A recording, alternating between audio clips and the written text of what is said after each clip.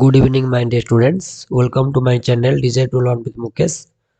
तो ये वीडियो में हम क्या करेंगे, क्लास 3 का हिंदी का एक सैम्पल पेपर सनंत परीक्षा के लिए, मतलब सेशन एंडिंग एग्जाम जो आगे होने वाला है उसके लिए रिवीजन करेंगे, आई मीन डिस्कशन करेंगे। तो ईवीएस का हम डिस्कशन कर चुके हैं, अगर आप नहीं देखे हैं तो वो वीडियो जाके देख लीजिए। अभी हम हिंदी का करेंगे, तो विदाउट बीइंग लेट स्टार्ट कर लेते हैं। कक्षा तीसरी विषय हिंदी, अधिकतम अंक 40 मार्क है, अवधि है 2 घंटे। सामान्य निर्देश, सभी प्रश्न अनिवार्य है, मतलब सभी प्रश्न का उत्तर लिखना पड़ेगा। तो पहला है आपका पठन, उसमें 5 अंक है।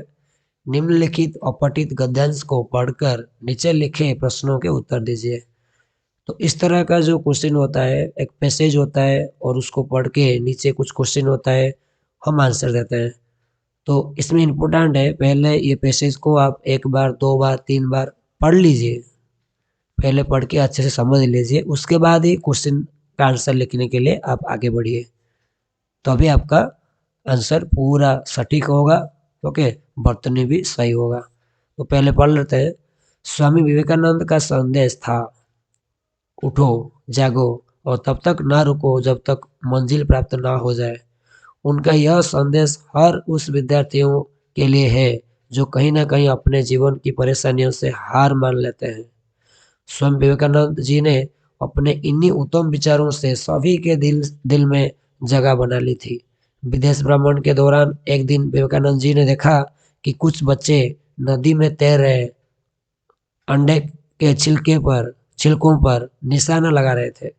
किसी का निशाना ठीक नहीं लगा पा रहा था।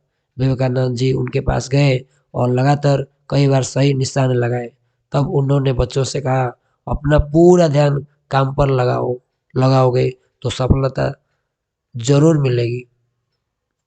तो आप ऐसे 1-2 बार पढ़ लीजिए, उसके बाद हम क्वेश्चन आंसर पे जाएंगे। क्वेश्चन नंबर 1 है, उठो, जागो और तब तक मत ना रुको जब तक मंजिल प्राप्त ना हो जाए। यह किस महापुरुष का कथन है? ऑब्वियसली ये स्वामी विवेकानंद जी का कथन है। विवेकानंद जी ने सभी के दिलों में जगह कैसे बना ली थी? इसका आंसर होगा अपने उत्तम विचारों से। यहाँ पे आंसर आप निकाल सकते हैं, है ना।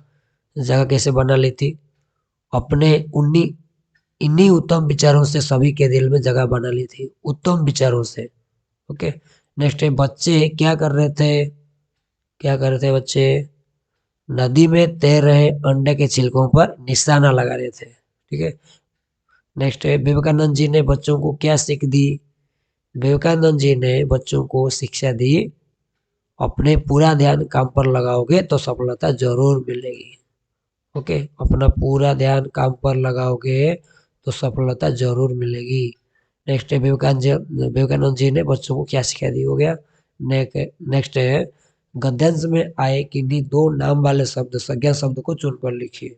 संज्ञा शब्द जिसे बोलते हैं नाम वाले शब्द, तो कोई भी नाम वाले शब्द लिख सकते हैं। एक हो जाएगा विवेकानंद, और अंडा भी है ना। ऐसे कोई भी 2 नाम वाले शब्द लिखेंगे, विवेकानंद। ओके, बच्चे भी है, अंडे भी है ना, नदी भी है, कोई भी 2 हम लिख सकते हैं। नेक्स्ट आपका है लेखन। लेखन में क्या होगा, 5 अंक का प्रश्न आएगा। ओके, 1 मार्क वाला एक क्वेश्चन आएगा और 2 मार्क वाला 2 क्वेश्चन आएगा। तो पहला देखेंगे अति लघु उत्तरीय का प्रश्न, जो कि 1 मार्क वाला है, 1 मार्क वाला। नीचे दिए गए प्रश्न का उत्तर एक वाक्य में दीजिए। नीचे दिए सभी चित्र किसी एक व्यक्ति से जुड़े हुए हैं, उनका नाम लिखिए। देखिए, ये सब किससे जुड़े हुए हैं? ये 3 मरकट को देख के तो कोई भी बोल सकता है कि ये गांधी जी से जुड़े हुए हैं।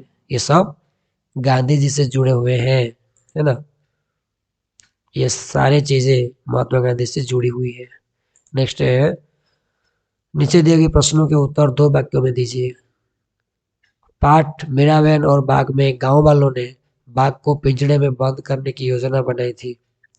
किसी आजाद पशु या पक्षी को पिंजड़े में बंद करके रखना सही है या गलत, और क्यों? किसी आजाद पशु पक्षियों को पिंजड़े में बंद करना ठीक नहीं है। आज़ादी सभी को अच्छी लगती है, सभी चाहते हैं कि वो आज़ादी पूर्वक चले, घूमे और खाएं। इसमें हस्तक्षेप करने का किसी को अधिकार नहीं है ना। नेक्स्ट है, पाठ सबसे अच्छा पेड़ में विभिन्न प्रकार के पेड़ों की विशेषताएं बताई बताई गई है। यदि तुम्हें पेड़ लगाना हो तो तुम कौन सा पेड़ लगाओगे और तुम वही पेड़ क्यों लगाना चाहोगे, उस पेड़ की कोई एक विशेषता लिखो। मैं आम का पेड़ लगाऊंगा। विशेषताएं क्या है आम का पेड़ के? इसके फल बहुत रसीले होते हैं और इसके पत्तों, छाल तथा लकड़ी का विभिन्न रूपों में प्रयोग किया जा सकता है। तो आप अपने के अनुसार कोई भी पेड़ के नाम लिख सकते हैं और उसी के अनुसार आपका आंसर लिखोगे। ओके, यहाँ पे आम का पेड़ दिया है, वैसे आप और भी कोई पेड़ का नाम भी लिख सकते हैं और उसी के अनुसार आप उनका विशेषताएं भी लिखोगे। ओके, नेक्स्ट है व्याकरण।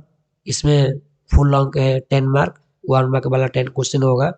नीचे दिए गए चित्र को ध्यानपूर्वक देखो, वो इससे पहचान कर मुहावरा या कहावत लिखो। तो इसको देख के क्या करना है ना, एक मुहावरे या कहावतें लिखना है। तो ये देख सकते हैं वो क्या बच्चा क्या कर रहा है और उसी को देख के आप लिख सकते हैं। तो ये बच्चा क्या कर रहा है देखिए, 1 और 1 11, ऐसे लिख सकते हैं ना। 1 और 1 पकड़ा है और 11 बन गया है। 1 और 1 11 ऐसे लिख सकते हैं। आंसर क्या दिया देखते हैं। यस, 1 और 1 11। नेक्स्ट है, नीचे लिखे वाक्यों को उचित सर्वनाम शब्द से पूरा कीजिए। अभी डैश बाजार जाना है, मुझे, उसने। अभी मुझे बाजार जाना है, अभी उसने बाजार जाना है, अभी मुझे बाजार जाना है। ठीक है, अलग अलग चिन्हों, विराम चिन्ह, ओके, और ये प्रश्न चिन्ह, आश्चर्य चिन्ह, ओके, ये सब चिन्ह से पता चलता है कि बात कैसे कही गई होगी, इसलिए इनको क्या बोला जाता है, विराम चिन्ह बोला जाता है, पंक्चुएशन मार्क बोला जाता है इंग्लिश में। अब नीचे लिखे वाक्यों में सही चिन्ह लगाओ। तुमने सांप कहाँ देखा है, तो यहाँ पे क्या होगा, ऑब्वियसली प्रश्नोत्तरक चिन्ह होगा, क्वेश्चन मार्क होगा, है ना, क्योंकि यहाँ पे सवाल पूछा गया है। किसी शब्द की मात्रा को बदलने से अर्थ भी बदल जाता है। उदाहरण, पीला, पीला। ऐसे शब्दों के 2 जोड़े बनाओ मात्रा बदलकर। दिन, दिन लिख सकते हैं और लिख सकते हैं क्या, मेला, महिला, है ना। और भी कोई एग्जाम्पल है आप लिख सकते हैं। यहाँ पे आंसर 2 दिया है, एक दिया है दिन, दिन, और एक दिया है मेला, मेला।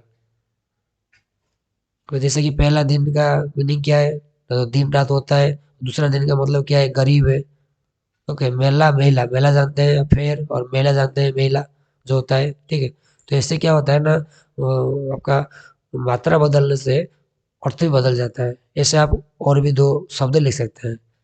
नेक्स्ट है, निम्नलिखित शब्दों के लिंग बदलकर लिखिए। बाघ क्या होगा, बाघिन होगा, और मौसा, मौसी होगा, है ना। दिए गए वाक्यों में से बहुवचन शब्द को रेखांकित कीजिए और उसका एकवचन शब्द लिखिए। तालाब में बहुत सारी मछलियां हैं, यहाँ पे बहुवचन क्या है, मछलियां, तो मछलियां का एकवचन क्या होगा, यस, मछली होगा, है ना। लंबी पत्ती, नुकीली पत्ती, इन सभी शब्दों में पत्ती से पहले लंबी वो नुकीली शब्द का प्रयोग हुआ है। ओके, दिए गए उदाहरणों में लंबी वो नुकीली शब्द क्या है, ऑब्वियसली क्या है, एडजेक्टिव है, जिसको हम बोलते हैं विशेषण, है ना। विशेषण शब्द जो होता है वो संज्ञा शब्द या फिर सर्वनाम शब्द का विशेषता बताता है, उसका रंग, कलर, अवस्था, ऐसे दर्शाता है ना। यहाँ पे लंबी नुकीली, ये पत्ती का गुण है ना। तो लंबी और पतली होंगे विशेषण। नीचे दिए गए वाक्यों में नाम वाले शब्द छांटिए, संज्ञा शब्द छांटिए। निखिल और निशा भाई बहन है। निखिल, निशा, भाई, बहन, ये 4 संज्ञा शब्द है। ओके, निखिल भी लिख सकते हैं, निशा लिख सकते हैं, भाई नहीं तो बहन भी लिख सकते हैं। तो कोई भी 4 को आप लिख सकते हैं। मोस्ट अप्रोप्रिएट होगा निखिल और निशा, क्योंकि ये 2 बच्चों का नाम है ना, तो किसी भी नाम वाले शब्द लिख सकते हैं। ओके, निखिल और निशा लिख दीजिए। अनेक शब्दों के लिए एक शब्द जो बगीचे में काम करता हो उसे क्या कहते हैं, बगीचा में जो काम करता है उसे क्या कहते हैं, माली कहते हैं, है ना। चित्र देखकर सही काम वाला शब्द चुनिए। क्रिया, उसको क्या बोलते हैं, क्रिया। नाम वाला शब्द को बोलते हैं संज्ञा, काम वाला शब्द को बोलते हैं क्रिया। और एक वाक्य बनाइए। अच्छा, यहाँ पे क्या हो रहा है, ऑब्वियसली खेलना हो रहा है ना। तो खेलने को लेकर के वाक्य बना सकते हैं, बच्चे खेल रहे हैं, बच्चे खेल रहे हैं इधर, है ना। नेक्स्ट है, सृजनात्मक लेखन उसमें 5 अंक होता है बच्चों। और जो इसमें क्या होता है ना, पिक्चर होता है, नहीं तो कुछ क्वेश्चन पूछा जाता है क्रिएटिविटी के ऊपर। यहाँ पे पिक्चर दिया है। ओके, तो नीचे दिए गए चित्र कार्ड्स को ध्यानपूर्वक देखिए और चित्रों में दर्शाई हर गतिविधि पर एक एक पंक्ति लिखकर इस कहानी को पूरा कीजिए। तो यहाँ पे टोटल कितना है, 5 पिक्चर है, और एक पिक्चर पे एक एक अगर आप लिखेंगे तो क्या होगा, एक स्टोरी हो जाएगा। तो हम ऐसे लिख सकते हैं। प्रथम चित्र में आप देख सकते हैं, प्रथम चित्र में दर्शाया गया है कि एक बच्चा मिट्टी में बीजों को बोने के बाद हल्के हाथ से मिट्टी को दबा रहा है ना, आप देख रहे हैं यहाँ पे दबा रहा है। और दूसरे दूसरे में क्या हुआ है ना, पौधा उगने तक मिट्टी को नम रखने के लिए बच्चा उसमें पानी डाल रहा है, देख रहे हैं। और तीसरे में क्या हुआ, तीसरे पिक्चर में धीरे धीरे कुछ वर्षों के बाद वो नन्हा बीज एक विशालकाय पेड़ बन गया और उस पर रसीले फल भी आ गए। देखिए रसीले फल आ गए, रसीले फल भी आ गए बड़ा होके, है ना। तो चौथा में क्या हुआ है, चौथे चित्र में दर्शाया गया है कि वो बच्चा अब बड़ा हो गया है और वो पेड़ से फलों को तोड़ने में बच्चों की मदद कर रहा है ना। और चौथे में क्या है, सॉरी पंचवें में, अंतिम चित्र में सभी लोग रसीले फलों का आनंद ले रहे हैं। ठीक है, तो ये कहानी है, आप ऐसे लिख सकते हैं। ओके, इसका आंसर देखिए क्या दिया है। तो प्रथम चित्र में दर्शाया गया है कि एक बच्चा मिट्टी में बीजों को बोने के बाद हल्के हाथ से मिट्टी को दबा रहा है। द्वितीय चित्र में दर्शाया गया है कि पौधा उगने तक मिट्टी को नम रखने के लिए बच्चा उसमें पानी डाल रहा है। तृतीय चित्र में दर्शाया गया है कि धीरे धीरे कुछ वर्षों के बाद वो नन्हा बीज एक विशाल का पेड़ बन गया और उस पर रसीले फल भी आ गए हैं। चौथे चित्र में दर्शाया गया है कि वह बच्चा अब बड़ा हो गया है और पेड़ से फलों को तोड़ने में बच्चों की मदद कर रहा है। और अंतिम चित्र में क्या है, सभी लोग रसीले फलों का आनंद ले रहे हैं, है ना। तो ऐसे आप एक कहानी बना सकते हैं, अच्छा सा कहानी। और जब ये लिखेंगे शुद्ध वर्तनी पर ध्यान देंगे, स्पेलिंग मतलब बनान पर, ठीक है। और हैंड राइटिंग भी अच्छा होना चाहिए फुल अंक प्राप्त करने के लिए। नेक्स्ट है वर्तनी। वर्तनी मतलब स्पेलिंग है। वर्णों को सही क्रम में लिखकर उचित शब्द बनाइए। क्या क्या दिया है, त स ला, तो क्या होगा, तलाश होगा। त ला स होगा ना, तलाश। तलाश करना मतलब ढूंढना, है ना। दिए गए शब्दों को पूरा कीजिए। का डैश ली वा डैश, क्या होगा ये, काबुली वाला हो सकता है ना, काबुली वाला।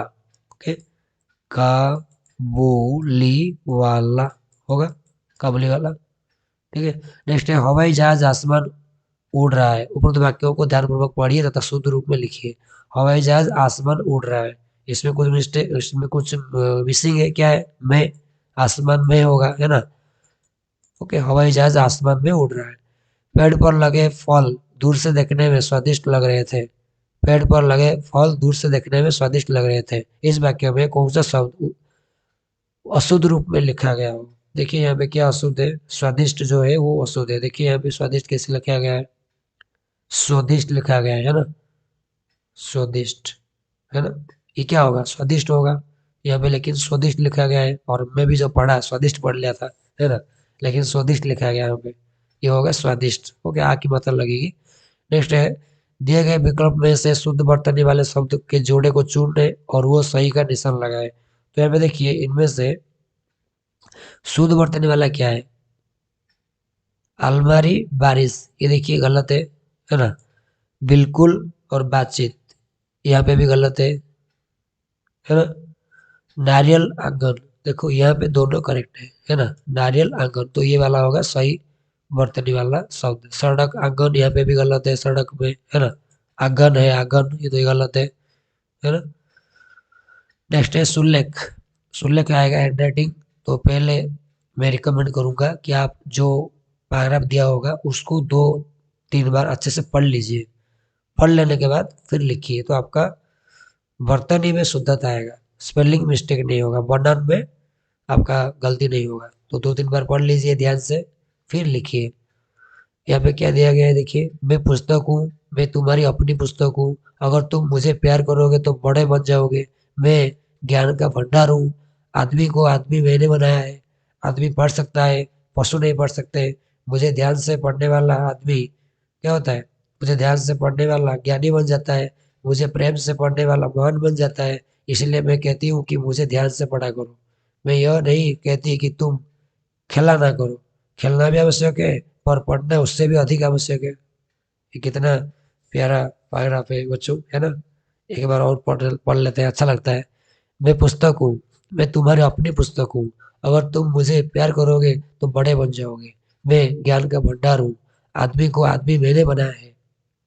आदमी पढ़ सकता है, पशु नहीं पढ़ सकते। मुझे ध्यान से पढ़ने वाला ज्ञानी बन जाता है। मुझे प्रेम से पढ़ने वाला महान बन जाता है। इसलिए मैं कहती हूँ कि मुझे ध्यान से पढ़ा करो। मैं यह नहीं कहती कि तुम खेला ना करो, खेलना भी आवश्यक है पर पढ़ना उससे भी अधिक आवश्यक है। तो इसी पैराग्राफ को अच्छे हैंड राइटिंग करके और शुद्ध वर्तनी में लिखेंगे तो फुल अंक मिलेगा 5 से 5। ओके, किताब के बारे में ये है, बहुत अच्छा है।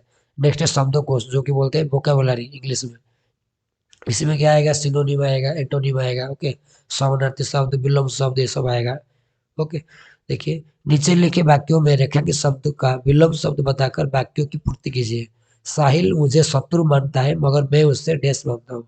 तो शत्रु का विलोम क्या है? शत्रु का विलोम है मित्र। साहिल मुझे शत्रु मानता है लेकिन मगर मैं उसे मित्र मानता हूँ। मुझे मुंह सारा जल उठा और आंख में जल भर आया। उपरोक्त वाक्यों में जल शब्द का 2 बार प्रयोग किया गया है और इसके 2 अलग अलग अर्थ भी है। ये काबुली वाला जो है मिर्ची मिर्ची का चैप्टर है उसमें से है। ओके, दोनों अर्थ लिखिए। तो दोनों अर्थ तो लिखेंगे। पहला वाला जो जल है, मुंह सारा जल उठा, जल उठा मतलब क्या हुआ? जलन हुआ। ओके, चिढ़न हुआ। नेक्स्ट जल, जो आंखों में जल भराया, ये जल का अर्थ क्या है? पानी है। तो ये जल का है जल उठना और ये जल का है पानी। ओके, हाँ, जलना।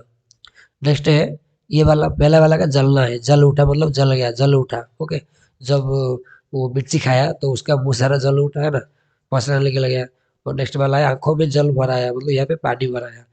नीचे दिए गए वाक्यों में रेखांकित शब्द का मतलब बताइए। सेठ को ईर्ष्या होने लगी। ईर्ष्या मतलब क्या है? ईर्ष्या मतलब जलन है ना।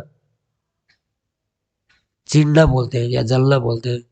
ओके, जब कोई हमारे पड़ोस या फिर हमारा पड़ोस में कोई अगर क्या होता है, डेवलप करता है, कुछ अच्छा कर लेता है तो हम जलन होते हैं, लेकिन हमको नहीं करना चाहिए, है ना। ऐसा नहीं करना, ऐसा नहीं करना चाहिए। तो इसका मतलब जलन। थल शब्द के सही 2 तुकन शब्द लिखिए। तुकन शब्द मतलब क्या है? Rhyming word. थल का लिख सकते हैं तल, बल, फल, पल, ऐसे लिख सकते हैं, है ना। रंगे शब्द रंग से बनता है, रंग से बना हुआ है। इस तरह से और शब्द बनाओ, साफ से क्या होगा?